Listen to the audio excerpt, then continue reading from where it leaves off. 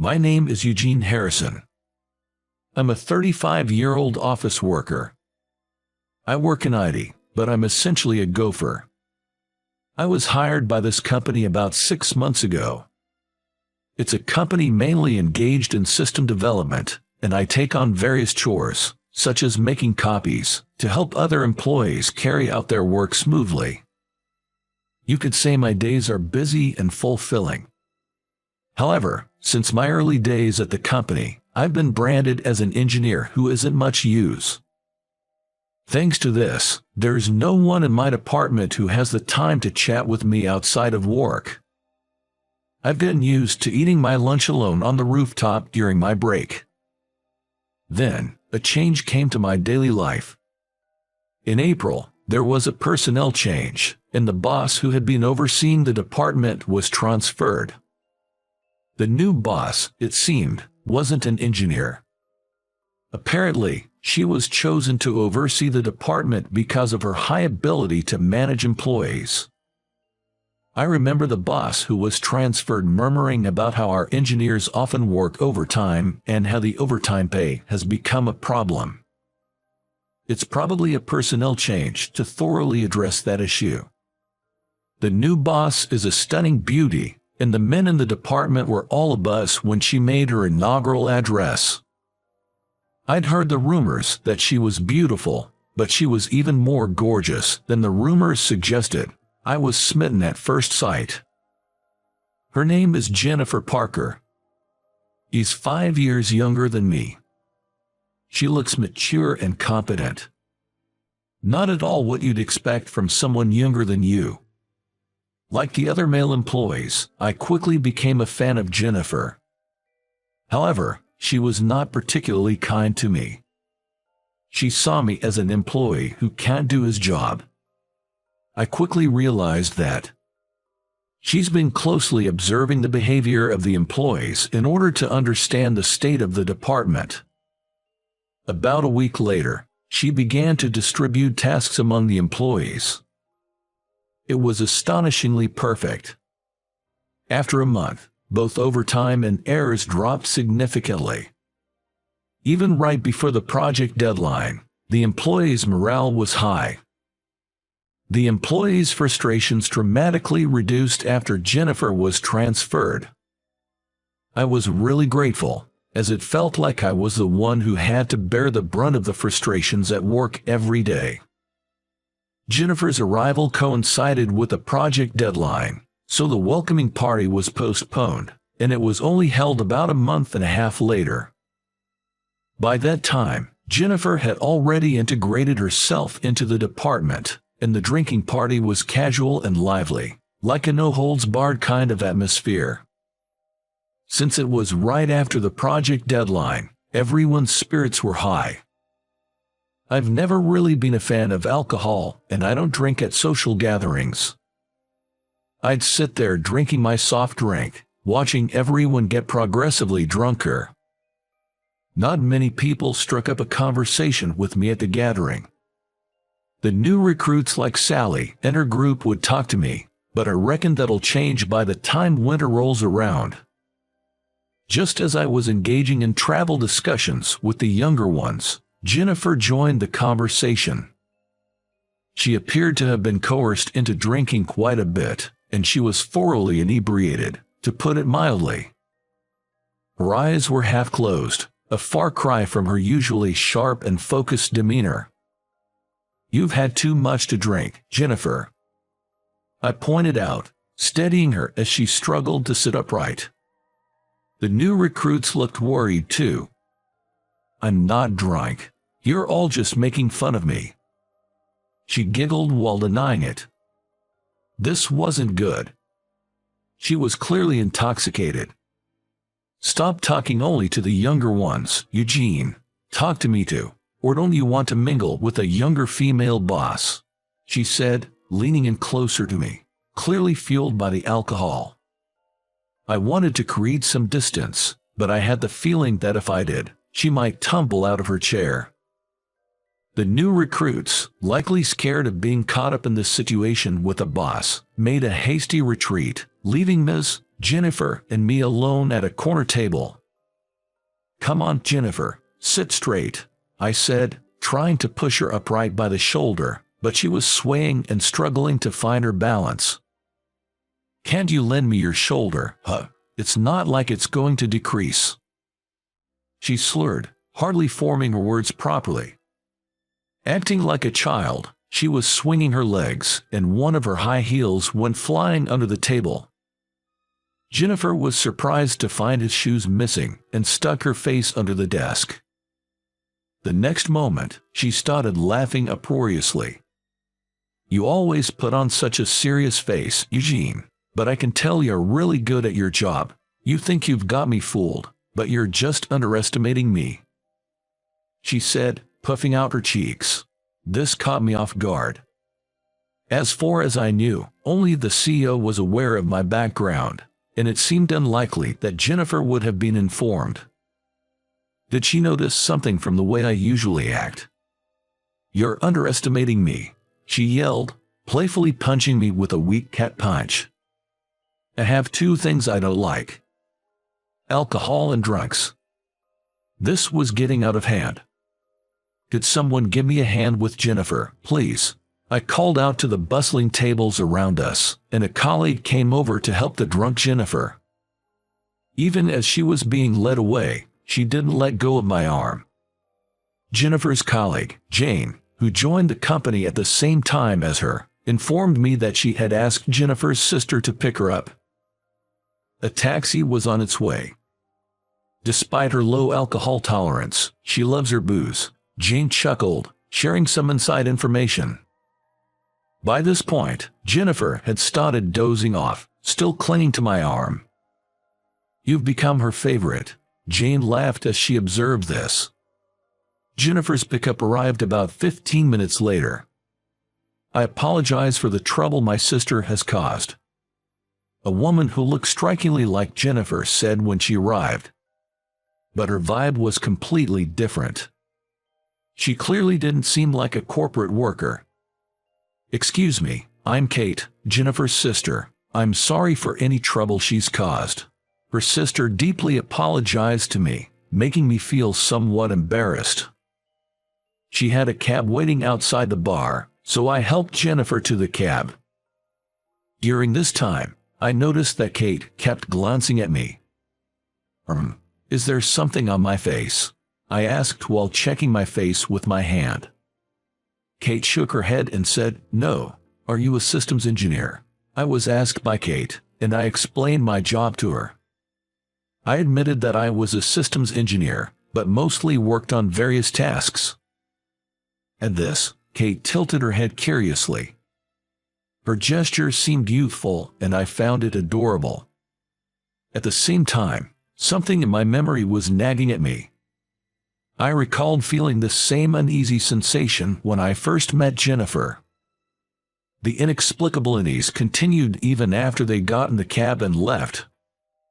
The next day, as soon as I got to work, Jennifer grabbed my arm and said, "I'm really sorry. I heard I was really bothering you yesterday." She kept apologizing, making me feel bad. "Well, it's not a big deal. You were drunk." I tried to brush it off as a joke. Apparently, she had been scolded by Kate when they got home and was told to apologize to me. "I'm really sorry," she said with a deeply remorseful face. "Don't worry about it. It was just a company drinking party. I didn't mind at all." On hearing this, Jennifer seemed relieved and smiled. Her smile made my heart flutter in a different way from the night before. But I decided to keep this feeling to myself. About a month and a half had passed since the drinking party. I was still busy doing odds and ends, but I felt fulfilled. During lunch break, as usual, I headed to the rooftop. There was a small chapel on the rooftop of our building. I always have my lunch there, offering a prayer daily. Usually, my favorite spot is empty, but today there was already someone there. It was a new employee, Sally. She was highly regarded in our department for being a quick learner among the new hires. She was crying with a trembling voice. I thought about ignoring it and leaving, but reconsidered. I called out to her, trying not to startle her. She seemed to think no one would come, so she was startled and stood up. Seeing me standing there, she seemed to lose all energy and sat back down. What's wrong? Did something happen? I sat down beside her and asked. Tears began to overflow from her large eyes. In a panic, I looked for a handkerchief but couldn't find one. I handed her a packet of tissues I got from the subway station on my commute. I might not be much help, but would you like to talk to me about it? I encouraged her. She sniffled and began to share. Apparently, she had made a mistake at work. She couldn't correct a bug. She was in charge of the security system, currently assisting in the rebuilding of a system for a major client. She was supposed to handle the security part. I checked the date. At this rate, she wouldn't make the deadline. She started crying, raising her voice. Have you talked to any senior staff? The project is handled by a team, not an individual. I had a feeling they were piling work on her, a new hire. At my question, she nodded lightly. She had asked for help, but apparently, everyone else was too busy with their own work, with the deadline approaching. They must be jealous of her skills and refusing to help. Otherwise, they wouldn't leave something so crucial to just her. I fought for a while, then decided to help her. But I had one condition, which I told her. I wanted her to keep it a secret that I helped. She seemed surprised but probably had no choice. She said, please. That afternoon, I scrubbed the program in between my chores. The bug was found surprisingly easily. There were other pots I wanted to fix too, so I hurried to correct them. The system program she created was fixed before the end of the day. I secretly handed it back to her. She exclaimed, what? Already? Shh, keep it a secret. I put my finger to my lips and said. She nodded understandingly. Everyone was desperate with the deadline approaching. I thought no one would notice. But there was someone in this department who had been observing me. It was Jennifer. The next morning, right after the morning meeting, I was called by Jennifer. You fixed this program, didn't you, Eugene? It's impossible to find and correct a bug and rebuild it in such a short time. What's going on? I was at a loss for words. I had underestimated Jennifer. It was my mistake to overestimate that I could deceive her, who monitored and oversaw everything. Well, I couldn't find the next words to say. Jennifer stood up as if irritated by me. I looked into your background because I was curious, even the erased pots. Why are you just a general affairs officer when you're better than anyone else in this department? Are you making a fool of me? Jennifer couldn't hide her anger and raised her voice at me. I wondered why she was so angry. Whether I work or not, whether I have the ability or not, it's up to me how I use my power. To be blunt, this isn't a matter worth upsetting Jennifer over. I was torn between telling her the truth and just quitting my job. That being said, it did get under my skin a bit when Jennifer got irrationally angry without understanding the situation. The moment I opened my mouth to retort, the department door was flung open roughly. Heavy footsteps approached us. Who made this security program? The one raising her voice was Kate. Sally mumbled, it was me. At this, Kate stormed towards her. She shrank back in fear. Tears welling up in her eyes again. She was expecting to be scolded for some mistake. The fear of being unable to explain herself was palpable.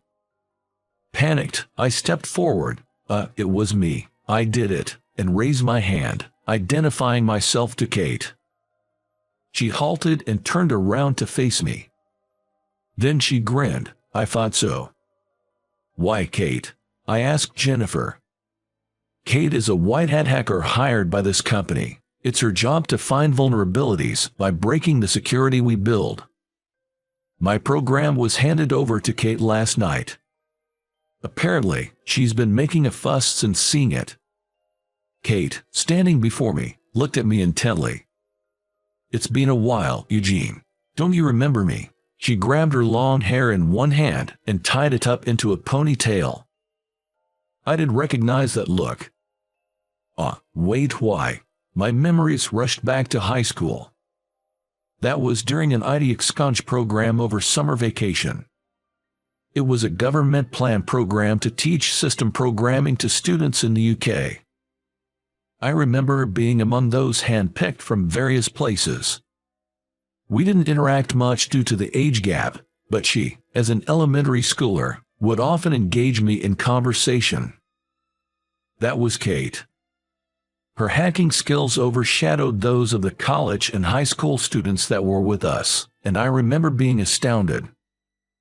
There was a talent in her that couldn't be reached through hard work alone. In the end, I decided to stay and study in the UK during the exchange program. I haven't seen her since. Do you work as a handyman here? Don't be ridiculous. I know that you have more talent than anyone else here. Why are you holding back? She was angry because the program was too perfect. How I use my talent is my business, isn't it?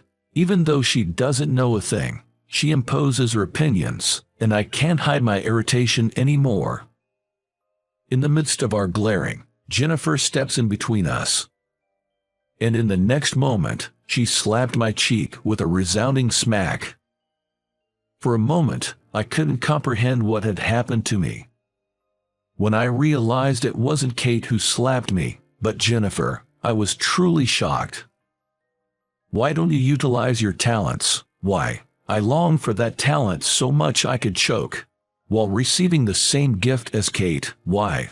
Jennifer scolded me with a serious look, and my irritation subsided in an instant. Tears welled up in her eyes. No matter how much I try, I can't beat Kate. Dad's favorite isn't me, it's Kate. Why? Because I don't have a gift, even though we are twins. What's different between me and Kate? At Jennifer's words, Kate hung her head. It's not Kate's fault, and it's not Jennifer's fault either. It's nothing but a cruel joke by God. Jennifer then dashed out into the hallway. Go after her. Take responsibility, Kate said, still looking down. Twins are strange. They always want the same things. I have the best gift. So Eugene, you can give yours to Jennifer. I couldn't see Kate's face as she was still looking down. But then, I remembered. The last day of that summer vacation. Kate wrapped a small piece of wire around my ring finger and said, Please remember to find me. When we grow up, I'll become your wife. I thought it was a joke from a grade schooler and soon forgot about the promise. I'm sorry, I have to go. Leaving those words behind, I went after Jennifer. I saw her turning the corner of the hallway and climbing the stairs to the rooftop. Wait, Jennifer. Even though I called out to her, Jennifer didn't stop. There was a loud bang, and the rooftop door opened. When I got to the rooftop, Jennifer was hunched over, hugging her knees, beside the small chapel. She was burying her face in her knees. I quietly sat next to her. I'm sorry, I said some horrible things. I apologized to Jennifer for my arrogant words. My apology itself might have been taken as arrogant. Even so, I wanted to apologize. Jennifer shook her head slightly at my apology. It's not something you should apologize for, Eugene. I'm sorry for speaking without knowing anything. As she said this, she raised her head. Her eyes were red. I just want you to listen to my story for a little while. I started talking with that preface. Since returning from the UK, I was working hard as a systems engineer at a company my friend started. Everything was going well. But the friend who became successful seemed to see me as a hindrance. He spread rumors that I had stolen the system someone else created and tarnished my credibility in the industry. Moreover, he claimed all of my accomplishments as his own at industry parties. I lost everything. I didn't want to trust anyone anymore, and I didn't want to use my talents for work. The one who picked me up when I was down was the CEO of this company. We had worked together before. He hired me, saying it's okay to take it easy.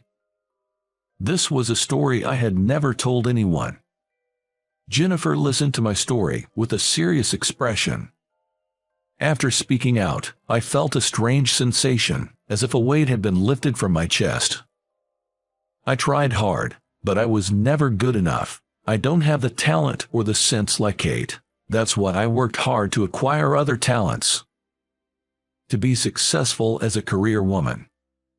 That's what Jennifer vowed to herself. But every now and then, she said it hurt to see Kate.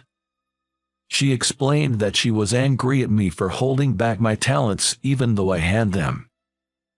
If I think about it, I was just taking out my frustrations on you, Eugene. I'm sorry. Her sideways glance still looked somewhat childlike. The gap between this and her professional demeanor at work was charming. It may sound arrogant, but I want to use my talent for you from now on. It was the confession of a lifetime. Upon hearing my words, Jennifer opened her eyes wide in surprise. Her expression reminded me of a surprised cat, and it was extremely cute. I've been constantly charmed by her different sides. Are there any lies in what you just said? She asked while peering into my eyes. Of course not. In sickness and in health. My words were cut off by Jennifer's hands. Her face was bright red. Looking away, she said curtly, "Isn't that a bit too soon? That's how serious I am." I stood up. I extended my hand to Jennifer, who was looking up at me, and without any hesitation, she took my hand. The woman who stood up was no longer a young girl. She had returned to her professional, working woman's demeanor. Then, start working hard from today. Don't hold back your skills. Sure, I said to her with a smile. She squinted her eyes slightly, as if looking at something dazzling. Using my talents for her. I wondered if there could be any greater happiness. Years later, she was laughing next to me in a wedding dress. Many people asked me if it was hard to have her as a boss, but it was not hard at all. I was proud to be able to help her every day. I promise to make you happy. I want you to smile and be in a good mood every day. At my words, Jennifer quietly nodded. I'm ready to walk through life together with her from now on.